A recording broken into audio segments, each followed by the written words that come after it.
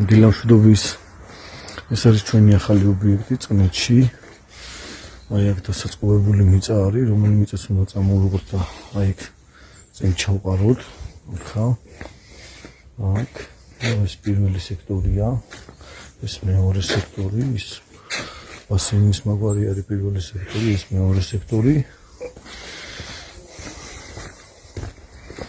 ეს აქ შემაღლებულზეც ეს არის მესამე სექტორი.